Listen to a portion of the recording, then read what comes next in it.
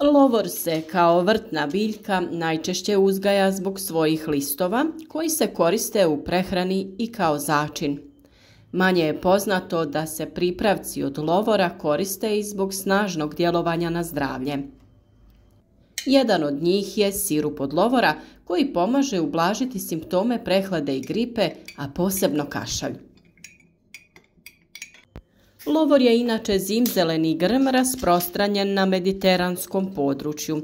Često se koristi kao ukrasna biljka, začin, čak i lijek. Listovi lovora se skupljaju početkom jeseni i suše na toplom mjestu. Destilacijom listova može se dobiti eterično ulje kojeg u listovima može biti i do 3%. Neka od najimpresivnijih ljekovitih svojstava listova lovorovog grma uključuju analgetsko djelovanje, sposobnost detoksikacije tijela, brzo zacjeljivanje rana, zaštitu tijela od bakterijskih infekcija, kontrolu dijabetesa, poboljšavanje zdravlja srca, ublažavanje respiratornih problema jer je lovorov list dobar protiv kašlja, te optimizaciju probave.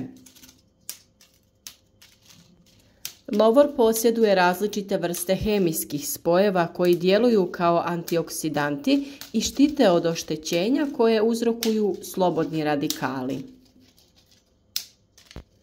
Lovor posjeduje i različite vrste hemijskih spojeva koji djeluju kao antioksidanti. Listovi sadrže velike količine vitamina A i C. Osim toga, sadrže više vitamina B skupine kao što su niacin, riboflavin, piridoksin i folna kiselina. Osnovni minerali koji se nalaze u listovima su kalcij, kalij, mangan, magnezij, bakar, željezo, selen i cink. A lovor se za ljekovita svojstva koristi još i za smirenje, snižavanje razina šećera u krvi, ublažavanje bolova u mišićima ili uganuća, te za ublažavanje bolova kod artritisa. Samim dolaskom hladnijih dana dolazi i do pada imuniteta, a samim time i do pojave raznih bolesti. Osim grlobolje i povišene temperature, simptom prehlade, koronavirusa i gripe je i kašalj. Pa sada prije nego krenete po sirup za kašalj, razmotrite i prirodnu opciju, a to je čaj od lovora. Čaj od lovora će uspješno riješiti problem napornog kašlja, a može se piti nekoliko puta dnevno. Jednako tako može se konzumirati topao ili hladan, sam ili uz dodatak limuna i meda. Naravno da vam u nastavku donosimo jednostavan recept za ovaj čaj. Možete koristiti svježi ili sušeni list lovora.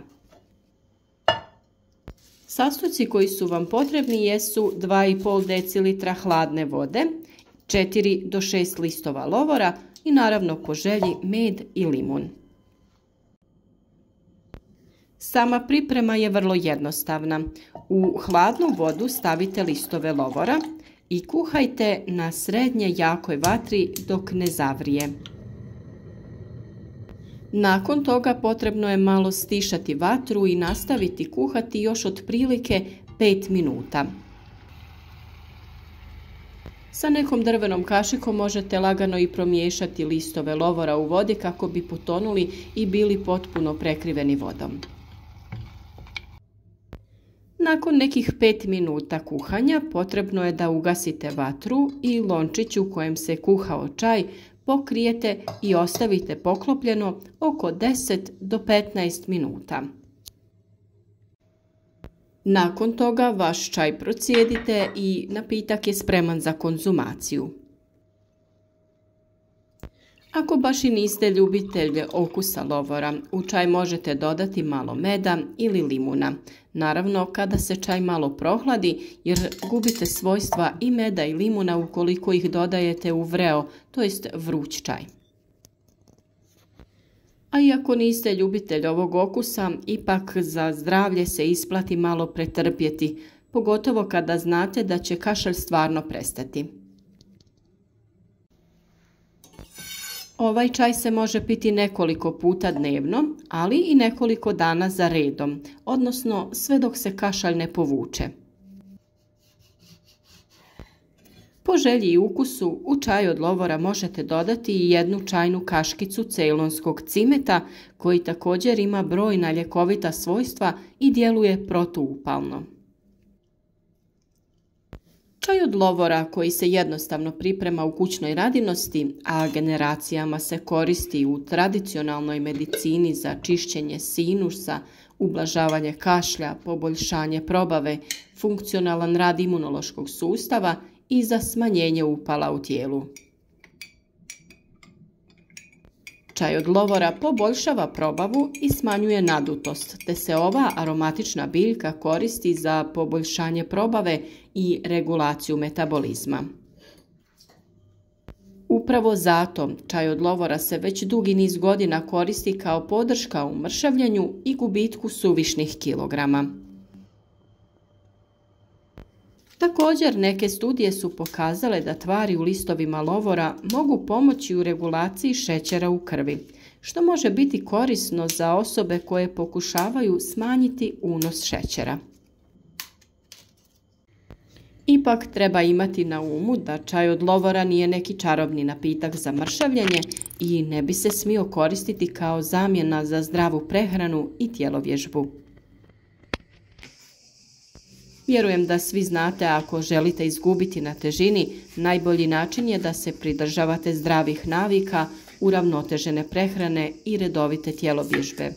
Drugim riječima, zdravih navika koje su dugoročno održive i prihvatljive za vaš životni stil. Naravno, čaj od lovora samo može pomoći i možete ga uključiti u vašu svakodnevnu ishranu. Lovor ima i protuupalna svojstva i koristi se za olakšavanje boli u mišićima i zglobovima nastale zbog artritisa. Lovor neće izliječiti artritis, ali može pomoći pri ublažavanju boli. Čaj od lovora izuzetno blagotvorno djeluje na zdravlje, a može se pripremati od svježe ubranih listova ili od suhih.